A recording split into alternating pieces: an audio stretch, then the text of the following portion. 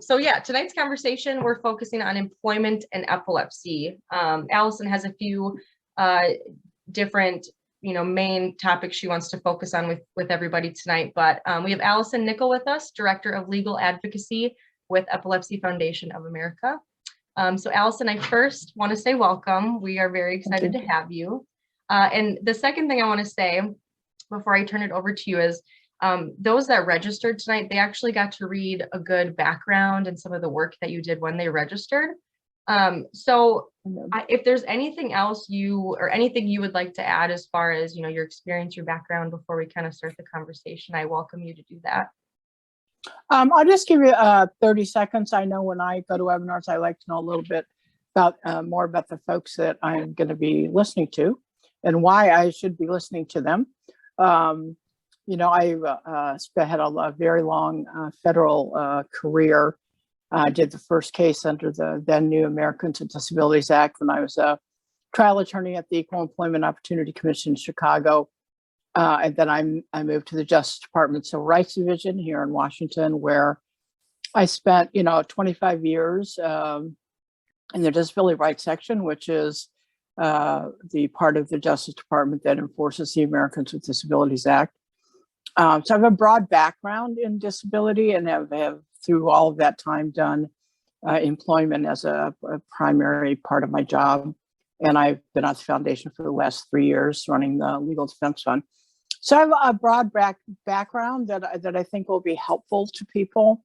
I'm tonight going to talk about, let me just say that, I can talk to as many as 15 people a day at the Legal Defense Fund. And on average, most of those people are calling me about employment questions. That's by far the number one question that I get on the information line. So I'm always happy to talk about this and get information out to people. And I'm going to talk about sort of number one and two of the questions I get from people. And so I think I am assuming that the folks that are listening tonight have similar questions. And the first question I get is whether or not when I'm looking for a job, do I have to disclose that I have epilepsy? The answer to that question is you do not. So in the application process, in the interview process, there's no obligation to disclose that you're a person with epilepsy. You cannot be asked that question. You cannot be asked any kinds of questions about disability. And let me just frame that out a little bit. I don't know that everybody who has epilepsy considers themselves to be disabled, and I understand that. But that is sort of the organizing principle and the organizing language that we use for who is covered by the civil rights laws. So you are, in fact, within the meaning of the law, a disabled person for purposes of coverage under the Americans with Disabilities Act, which is the overarching federal law that gives you employment protections from being discriminated against on the basis that you're a person that has epilepsy. So under that law, you have no obligation to disclose. You cannot be asked any questions about your health status or questions that might even lead into a discussion about whether or not you have a medical condition. So you can't be asked directly. You can't be asked if you take medications. You can't be asked if you took an excessive amount of sick leave in your prior position. Because that might, lead into a discussion of why that was. So the law is very good about opening the door for people. Now, I don't tell people whether or not they should disclose. I think that's a personal decision. And I know that there are people who feel very strongly that they need to be their authentic self at all times, including in job interviews. And think it's important to be out and to be out at work in terms of being a person with epilepsy. And I have no quarrel with that. I mean, that everyone is entitled to their own lived experience and their own journey. My job is just to tell you that you don't have to, not that you should or shouldn't. That part's a personal decision. I will tell you that I think one of the great benefits of the Americans with Disabilities Act is that it has allowed a lot of people who otherwise probably wouldn't have gotten through the interview or application process to get through the interview and application process. I think a lot of people before the ADA were stopped at the door, especially people with epilepsy, because epilepsy, if you don't know already, is whatever your life experience is, it is historically a very stigmatized, misunderstood medical condition. And there has been a lot of historic under and unemployment of people with epilepsy because of that stigma and because of those myths, fears, and stereotypes that employers and many others have about epilepsy and people with epilepsy. So I am very happy that the ADA says, you do not have to put it on an application. You do not have to disclose it during an interview. So that's sort of my overarching message about kind of the first piece is, no, you don't have to disclose when you're applying and being interviewed. Now, once you've been made an offer, okay, you can, we're going to give you this, making you this offer, pay you this much money. But in some jobs, you then have to take a medical examination.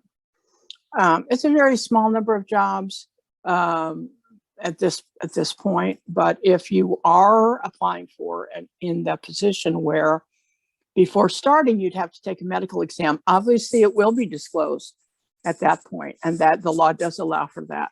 What the law does not allow for is you got through the interview, you got the offer, you go for the medical exam, it becomes known you're a person with epilepsy, and then the employer wants to withdraw that job offer. Okay, that is only allowed if the employer can show that they have a business reason for doing that. And there are only going to be a very fractionally small number of jobs where that even applies. I mean, the only problematic jobs, and again, as we know, the epilepsies are very individual to each person. So someone may have seizures only while sleeping or only during the nighttime. So if you have any kind of a job during the day, that's not going to be a problem. But if you want to be a police officer, a firefighter, a long haul truck driver, those are the kinds of positions, or EMS, any kind of public safety, your epilepsy will be scrutinized more closely in those situations for reasons that, should be obvious. Doesn't mean you can't have those jobs. It may mean you can't be a long haul truck driver because the requirement is pretty stringent for 10 years seizure free without medication. So that's pretty tough. But there are police officers and firefighters who are people with epilepsy. I don't mean to discourage anyone from applying for those jobs. But the process is a little different when you get into jobs like that. So now we've gotten through the process. We haven't had to disclose. Let's say we didn't have to have a medical exam, and now we're employed. And there are only a couple of circumstances where an employer can really ask you anything about a medical condition. The first is if it is apparent that something is wrong in terms of either there's been a real downturn in your performance, someone is reporting out that you had some kind of an episode that they couldn't identify at work, they thought maybe you were ill. Those are the kind of tiny ways in which employers can, once you're employed, ask about your medical condition. The other much more common one is if you need a reasonable accommodation. And that's really the second, the second big thing I want to talk about. Many people with epilepsy will go through their entire career and never need any kind of an accommodation. But there are lots of other circumstances in which people do need a reasonable accommodation at work because of their epilepsy. The ones that I see most commonly are, someone is trying out, as we know, many people with epilepsy have to go through many different kinds of medication to find something that works. And that can be a very difficult journey and difficult process, and can take a period of months. So if you're employed and you're kind of in that transition period from one medication to another, depending on the side effects that you're experiencing, you may need a reasonable accommodation that says, geez, for the next few months, I really need to come in later than my normal start time because I'm having these side effects from this medication I'm taking, and I'm just not able to function and drive in here at 8 o'clock in the morning, or come to work at 8 o'clock in the morning. It's got to be later. That's something that we would say is reasonable accommodation. The other may be, that your treatment's only available during, your treating physician's only available during certain hours. And maybe you have to take a little bit more leave time than you normally would, or leave a little bit early from the office. Those are all things that can fall kind of into that category of a reasonable accommodation.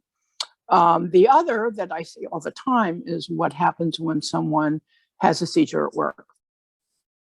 So let's say someone has a seizure at work, that does happen, and the employer insists on sending that person to the hospital in an ambulance. They refuse to give them the time they need to recover in an isolated location, and which is what the person really needs and wants. They don't want to pay for the expense of $700 to get in an ambulance to go to the hospital when they don't need it. And again, everyone's epilepsy is individual to them. That is, it's a singular journey. But for most of the people that I talk to, that is not what they want. They just want to be left alone for whatever the 20 minutes or whatever they need to recover, and then go back to work. I tell people to go through the reasonable accommodation process for that, because employers are worried about their own liability more than they are about your health, honestly, right? And so I really encourage people to go through the reasonable accommodation process for that, to make sure that you have in writing that that's something that's going to happen, right? One of the things I hear from people a lot, and I completely understand it, they're afraid if they go and they don't tell the employer that they have epilepsy, and then something happens, that they're not going to be safe, right? That the employer and the employees are not going to know what to do. And then that could pose a very dangerous situation for the person. Totally understand that. I tell people it might be better not to tell them during the interview. It might be better to wait till you're employed and get judged based on your merit and not whether or not you're a person with epilepsy. And then once you're employed, I don't think there's anything wrong with going to your employer and asking as a reasonable accommodation to have a seizure safe plan at work, similar to, what we're doing in schools. I have epilepsy. This is what my seizures look like. This is what needs to happen if I have one. Simple. And so I really encourage people to go through the reasonable accommodation process for that. So let's talk for a minute about what that means. Generally, it can start with your supervisor, or you can go straight to HR or your foreman. There are so many vastly different jobs. A person working in an office is going to go down one path. A guy working on a road crew is going to go through a different path. But somewhere in your work environment, there's going to be somebody responsible for taking the request for a reasonable accommodation. Generally, the request has to come from you. So you can't presume that the employer is going to know what to do in a given situation. If you just ask for leave and you don't do it as a reasonable accommodation and you've exceeded your leave time, they're within their rights to say no. So the process is you ask for it. The employer then has an ability to ask for a few things. The primary one is documentation of two things. Documentation that you have a medical condition, epilepsy, or seizure disorder, or whatever it is your physician calls it, and that the accommodation is necessary for you to remain employed. Okay. One of the things we have on our website is a document that I'm really proud of, that is a piece of paper that you can take to your doctor. and it explains to your doctor the reasonable accommodation process and then what your doctor can do for you to fill out the necessary paperwork for you to ask for and receive your accommodation. So you don't have to go through that explanation with them. You don't necessarily have to understand all the ins and outs of that. This is a great guide where you can just take it to your doctor. So that is the one situation where you do have to disclose, right? Even though I've said it in kind of everything else that goes on, you don't need to disclose. But if you're asking for a reason, yeah. Sorry, I don't want to interrupt you. Where that document that you were just talking about, that was, where can people find that? I will have to send you the link to that. Okay, that sounds good. I'm sorry, I should have done that in advance and I just didn't think of it. Oh, that's so we have a couple of things. We have that. We have something else that kind of talks about all the stuff I'm talking about right now. Your kind of rights within the workplace, and so I'll send those documents to you. Perfect. Thank you. Sure. So we're talking about the reasonable accommodation process. So now you've asked for reasonable accommodation. Your employers come back and said, I want documentation. I have a right to that. Absolutely, they do. But this is a very important but. They're not entitled to your entire medical file. The employer cannot come back and say, I want everything. No. That is well beyond what a court would find in any way to be reasonable. What they're entitled to is proof that you are a person with epilepsy and that you need this reasonable accommodation. And so let's go back to the couple of accommodations we talked about. Okay, I need to come in later for X amount of time while I'm adjusting to my medication. That's all the documentation needs to support. The employer's not entitled to your entire medical history, nor do they need it to make that accommodation decision. That accommodation request is narrow, so the documentation that comes with it should also be narrow. The other sort of big accommodation that people ask for, and by big I mean most frequently needed, is leave time in excess of what you're already allowed. Okay, I think as we all know, most employers, some employers, depends on your job. Let's say you work for an employer, you do get paid leave. Let's say you get 2 weeks of paid leave a year, and you get 1 week of vacation. That's pretty good. Some employers will not let you take, and I don't understand this, won't let you take your vacation for sick leave. It's your leave. I don't understand why they care one way or the other, but some do. But so you have a fixed amount of leave that you're entitled to, and by that I mean paid leave. You may also be lucky enough to work for an employer where you're covered by the Family and Medical Leave Act. So that's 12 weeks of leave that is unpaid.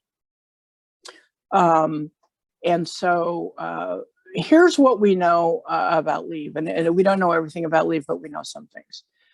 We know that the Equal Employment Opportunity Commission takes a position that you are entitled as a reasonable accommodation to ask for leave over and above the combination of your paid leave and your FMLA, if you get both. How much leave, and that leave obviously will be unpaid. Leave you get as a reasonable accommodation will be unpaid leave. The courts do not, the ADA does not require employers to pay you for that leave time. And then the question is, well, how much leave time? I mean, if you're having, surgery for doing some of the implants or other things that people are doing now as surgical interventions for their epilepsy, that may be more time off than just, something that's a more minor kind of adjustment. So that may be a situation where you need extended leave. And the courts are kind of all over the board about that. I think the only hard and fast rules I can give you if you're in that situation is you are entitled to ask for it as a reasonable accommodation. And don't ever say to an employer, I don't know if I'm coming back or when I'm coming back. I can't give you an end date to this leave. That's a huge mistake that people make. Because the one or two things that all the courts will agree on is saying, I don't know how long this is going to take. Employers do not have to respond in a positive way to that. They don't have to grant leave, and it's open-ended forever. That's one thing we know for sure. The other thing we know for sure is that, and of course, this varies a lot depending on the size of the employer. You know, if you're working in an office of 25 people in a family-owned business, somebody taking extended leave is going to be a much greater hardship for that business than it would be for IBM, right? And so the larger the employer, more likely it is you'll be able to take, ask for it and get extended leave. But even with that, the courts will say, you know, when you get to about the 6-month mark, it's about when we expect you to be coming back. So I advise people to always give an end date. And that's tough, in part because doctors don't like to give people an end date. They don't like to say, well, you're going to be through this surgery and better and up and running in X amount of time, because patients vary in their ability to respond and get better. And doctors don't want to give people a date, because for the people that don't make it in that time period, doctors don't want their patients to feel like they're failing, right? So doctors are not really good about doing that. But I would say, you know, go better to say 3 months and ask for more time than to say 6 months or 9 months and get a no. So I think I tell people, ask for incremental times in increments. You have a much better likelihood of success. And then I think the one other thing I would like for people to know that I'm sure they don't know, because honestly, I've been doing this job for 32 years and I didn't know until a few weeks ago. There's been an enormous change in how resumes are sorted and how people are selected for interviews. And that is that most of it's done by artificial intelligence. You know, when you go to these search engines like Monster and Indeed, it's not a human being on the other end that is looking at these resumes. It's a computer. And what we know already from the studies that have been done is that there's an enormous amount of discrimination that takes place by these computers. You are far more likely to get through the electronic process and get your resume to a human if you are a non-minority and if you are a non-disabled person. So what I say to people is you have to be really careful now about how you construct a resume and the language you use and the language you use in your cover letter to make sure that it's been completely cleansed of any kind of an indication that computer could find that you are a person with epilepsy, to the extent that you care about that and you want to get through the system. You know, I'm not telling you what to do. I'm telling you where the pitfalls are. The decisions you make are ultimately, of course, and as it should be, are up to you. But I don't think a lot of people realize that humans have largely been removed, especially for big employers, from the process of figuring out how they're going to interview. And so I just wanted people to kind of to know that. I think if you're going to go through some, I think you talked about at one point doing some training on cover letters and resumes, and I do that for people sometimes too. But I do it vastly different now than I used to because of the way that that system is set up now. And there are meetings going on with the EOC and others at Labor Department, for instance, to figure out what are we going to do about this now. So the new discrimination is by a computer. So those are sort of the overarching questions. I will tell you that it is as or more difficult to maintain employment as to find it. And that's because employers, in large part, are still very challenged by understanding their obligations under the Americans with Disabilities Act. And fortunately, there are remedies in place for that if an employer acts outside of the rules. But it's always better if you can get an employer to act inside the rules and get the accommodation that you're seeking, or the promotion that you're seeking. And I do want to give out one website before I stop and kind of start having the conversation. And that is jan.org.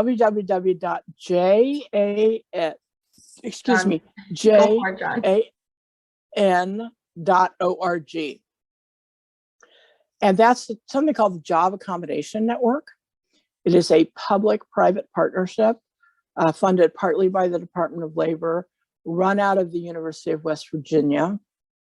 And if you have any kind of a question about how to disclose to your employer, about how to request a reasonable accommodation, or if you ask for a reasonable accommodation and you're in that process and it's sort of becoming clear to you that you think your employer is going to come back with a no, or they're constantly asking you for more and more and more and more documentation, which some employers do, I highly recommend you get in touch with them. They have been doing this work forever. They can provide you not just with, counseling for yourself, but they sometimes will mediate with employers over reasonable accommodation requests, explain to employers how, this isn't the end of the world, how you make these accommodation requests work. And so if you ever kind of find yourself in that situation, I first would try Jan before I would even get a lawyer involved, because A, lawyers are expensive, and B, once you involve a lawyer in a process, everybody kind of gets their back up. People don't really like that. Employers don't really like that. So I really highly recommend Jan as a just terrific resource that you can avail yourself of if you find yourself having difficulty with your employer and reasonable accommodations. So I think that's kind of a good place for me to take a break and start to answer, whatever questions people have. Sure, Allison, thank you so much. Yeah, so we can open it up to questions now. Again, if you want to type any in the Q&A or the chat, or if you would prefer to ask out loud, just raise your hand or put it in the chat that you would like to. We can certainly unmute you. No problem. And I don't know, John, Kristen, obviously, if you guys have questions too, feel free. Got one. Sure. Once you tell an employer that you have epilepsy, then is it open for them to start asking questions about it? That is a great question, and I'm really glad you asked it, because one of the things I failed to say is that your disclosure, whether it's to a supervisor or to HR, is supposed to be kept completely confidential. So they are not allowed to tell other employees about your situation. And it can be a little tricky, because if you get an accommodation, for instance, it says you get to come in at 10 when everyone else comes in at 9. Supervisor's probably going to be asked about that by your coworkers, like, well, why do they get to come in later? And their real answer is it's really none of your business. And because really it isn't. And so it's a great question. So it has to be kept confidential. And actually all of the paperwork around reasonable accommodations are by law to be kept in files that are completely separate from your personnel file. So for instance, you've worked at IBM for 10 years, you're up for a promotion, the people looking at you want your personnel file, right? So we can't have the reasonable accommodations and medical information in that personnel file, because that should be no part of the decision making. And so the answer is has to be kept confidential. The second answer to your question is yes, sort of. So they can ask you some questions. The person who's in charge of reasonable accommodations can certainly ask some questions about what you're requesting within very reasonable limits, right? Again, they can't ask you things like, well, how did you get this? And what about when you're 6 years old? And what does it feel like to have a seizure? And what does that look like? And what if people get, the nonsense stuff? No, but they are allowed to get a reasonable amount of information. So, okay, what are we supposed to do if you have a seizure? Is it okay if we train people? How many people are you comfortable with us training? The other thing that employers do, usually after somebody has a seizure at work, is they want to bring in somebody to train everybody. Let's train everybody in this. No, that is a direct violation of the ADA. You cannot, you can't prevent the people who were there when the seizure was occurring from knowing about it, obviously. And hopefully they're, good people and supportive coworkers, and they're just gonna, go on with it and not make a big deal out of it. And if they do, they should be counseled not to. But it is wrong-headed for an employer to say, let's draw everybody's attention to epilepsy by training the whole staff. No. Now, you can train your whole staff if you do a whole series of things. You want to talk about high cholesterol, you want to talk about diabetes, you want to talk about a whole series of things that include, that's different. But in response to an incident in the workplace, you're really not allowed to do that. We don't want to be bringing any kind of undue attention to someone because they have had a seizure in the workplace. And so a reasonable amount of information, a reasonable number of questions. Courts have held if you go beyond that, if you start asking too many questions or repeatedly asking for documentation, that can actually be seen as retaliation against the employee for asking for a reasonable accommodation. So there is very much a pitched balance there that the employer has to maintain. Thank you. This is another one here. If you choose to disclose you have epilepsy during a job interview, then can the employer ask you to elaborate? I think once you disclose, I train the employer side too, and I tell employers to stay away from that. Because once the danger for the employer in that scenario is that they are going to engage and they are going to ask a bunch of questions that they don't really need the answers to. And then they're going to decide that for some unrelated reason that they don't want to hire the person. Well, that's a problem, because now this was part of the interview. So the person can always allege, true or not, that the reason you didn't hire them is because they had epilepsy, right? So the employer hasn't violated the prohibition against not asking the question because the person volunteered the information. But once it becomes part of the interview process, it's very problematic for the employer to then say, I don't want to hire this person because the next person I interviewed after them had 10 more years of experience. So yes, again, I think you can probably be asked a few questions. I think you can also politely decline to answer those questions. And again, there are some exceptions. There's no real exception to that general rule, but obviously if you tell a police department you're applying for a job app that you have epilepsy during the interview, things are going to go way off track very quickly. And same for, any kind of a job involving public safety, running heavy equipment, crane operators at these huge construction sites. So, but those kinds of highly specialized jobs aside, I think they're allowed to ask a few questions. Wouldn't be me asking them, because then I think, I'm definitely going to have to hire this person. And I've seen people do that in interviews, and I'm thinking, well, now you have to hire the person. And the next person walks in is, is fabulous, but you're not going to be able to hire that person now. So that's really my answer. There's another one. If what would you advise people on a good, solid answer if an employer violates that and says, now, do you have any disabilities? What would be a good way to respond to that in a professional way? Sure. I mean, I think that you have to decide, right? I think if you feel like the interview is going well, and if you say anything other than, disclosure that, you're going to scotch your chances of getting that job, you got to decide for yourself. But I will say that I think you can ask a few questions about that. Like, well, it's an interesting that you would ask me that question, because I've never been asked that in a job interview before.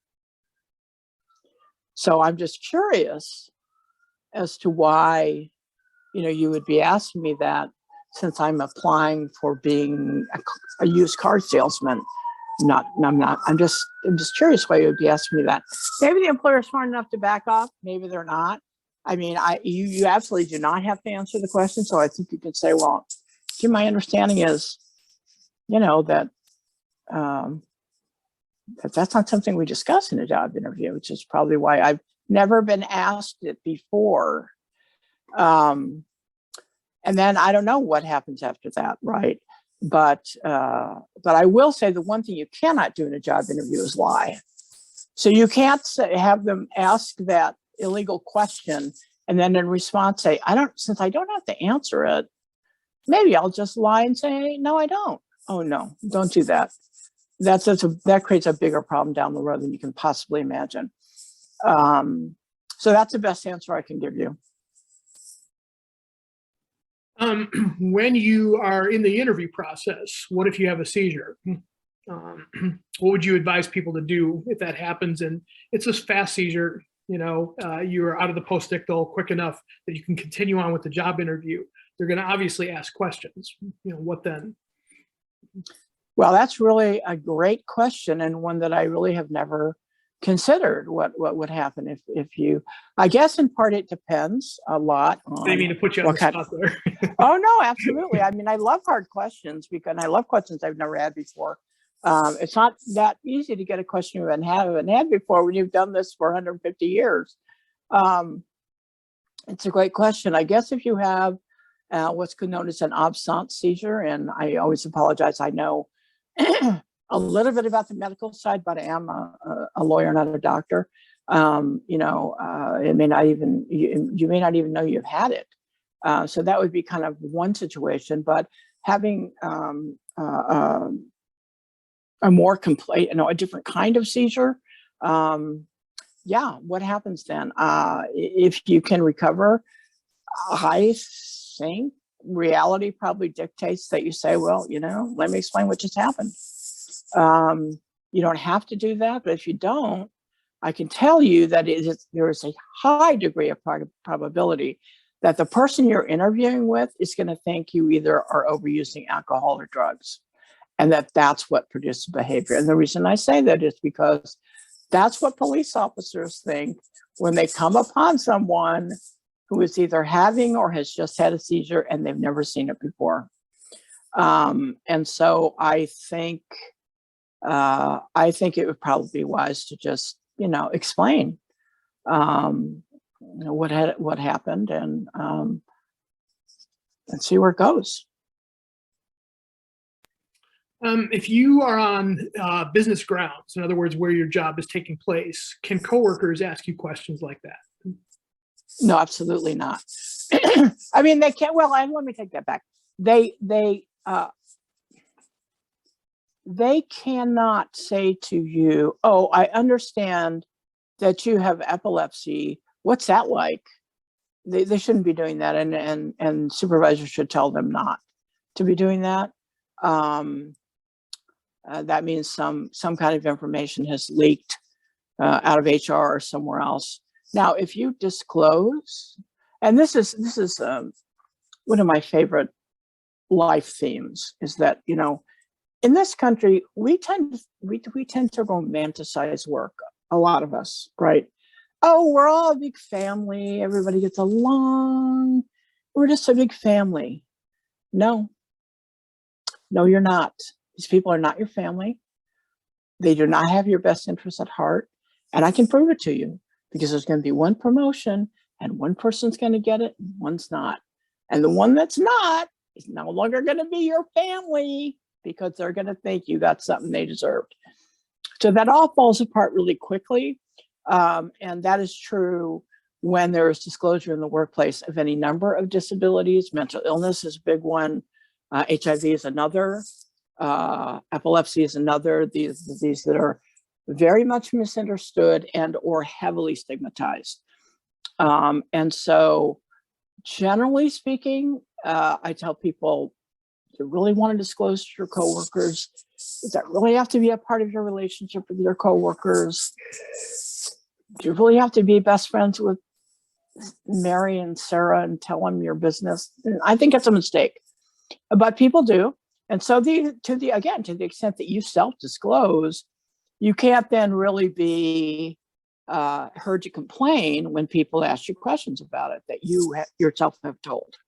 And again, I understand it's important for many people to be their authentic self at all times, including at work. And I'm a member of the gay community. I am a big believer that people being out, about whatever it is they want to be out about, does help dissipate myths, fears, and stereotypes.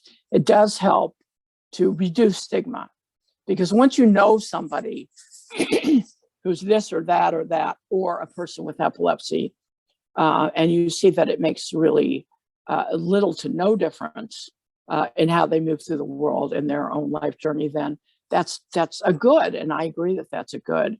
But you have to always weigh that and balance that against your day-to-day life at work, right? And we all spending large quantities of time at work.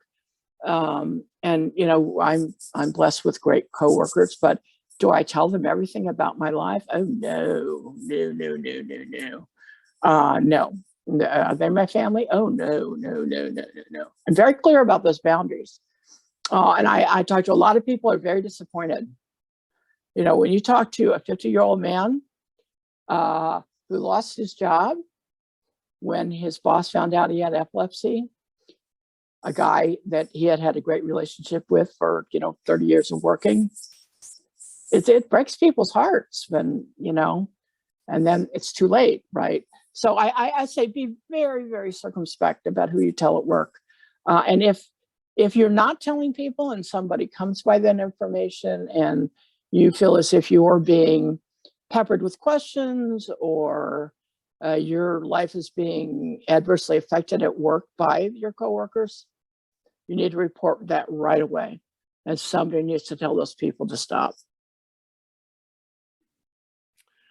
If your seizures ever change and you're having more and more and more of them, does there ever come a point where an employer can terminate somebody? Yes, absolutely. I mean, look, there are any number of medical conditions that change over time. Some get better, some get worse. And epilepsy is very variable, again, and individual to each person. So certainly your epilepsy over time might get worse. And excuse me just a second. Okay, they can hear you. Thank you. Sorry about that. So yes, certainly it would have to rise to a level where someone is no longer able to do the essential functions of their job. That's the measure of whether or not somebody's still qualified for their job under the ADA. Can you still do the essential functions of your job with or without a reasonable accommodation, right? And so, but yes, sadly, there are times at which people's work life does come to an end prematurely. And so employers do not have to retain employees who are not any longer qualified for the jobs that they have.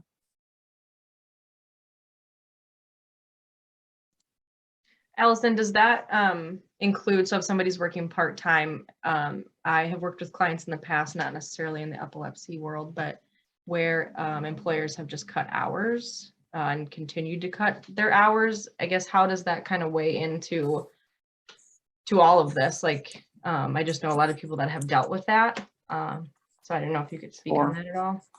So I think what you're saying is that's the employer's kind of subtle way of getting people to leave, right? By cutting their Yes. hours and cutting their hours instead of just saying, okay, Yeah. I don't want a person with epilepsy working here anymore. Yes. I think that's a tough case to prove. I do think it can be an adverse employment action if the only reason someone is having their hours cut is because of their medical condition. Mhm. So I definitely think that's an illegal act. But whether or not that can be proven, I don't know. I mean, one of the things that I would want to know is what's happening with the comparators. You know, if there are 6 people in that job category and you're the only person, and the only person whose job hours are getting cut is the person with epilepsy, then maybe that's some evidence of discrimination. But I have to be honest and say, I think that's tough. Yeah. Tough to prove. Doesn't mean you have an absolute right to file with the Equal Employment Opportunity Commission or your state Fair Employment Practices Commission on that, and they certainly should accept that charge and investigate it. But I do think that's one of the tougher scenarios. Thanks. Is there a legal you might have covered this earlier, but is there a legal definition to reasonable accommodations? You know, there's a lot of case law. There's a lot of people that have been to court and a lot of judges have written opinions. But it really is just as much art and science as it is law. It's so in the Title VII context, when you talk about reasonable accommodation, it's for religious practices. So in the history of Title VII is employers really don't have to do very much to accommodate someone's religious beliefs. The ADA is much more robust than that in what it requires of an employer. There is a lot of language in the statute and the regulations about the reasonable accommodation process.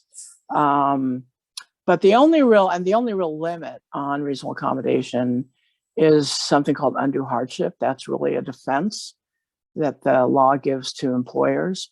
And undue hardship does mean a couple of different things. One of the ways an employer can come forward and say this request isn't reasonable because it poses an undue hardship to me is financial. Okay, what you're asking for is going to cost a lot of money. It doesn't really happen a lot under the ADA because the kinds of reasonable accommodations people ask for really don't cost very much money. And when a court is trying to decide, how much is too much money, they look at the budget of the entire entity, right? So if that number starts with an M for millions or a B for billions, it's going to be pretty hard to show that, what the little thing you asked for was too much money. In fact, there was a case out of Virginia not that many years ago where the change was going to cost, what was being asked for was $400,000. And the court said, sounds good. Right. So that's definitely more than a de minimis amount of money. So that's one. You don't see it a lot of. The other is business disruption. And this is where we're talking about people coming in later, leaving earlier, particularly needing extended leave.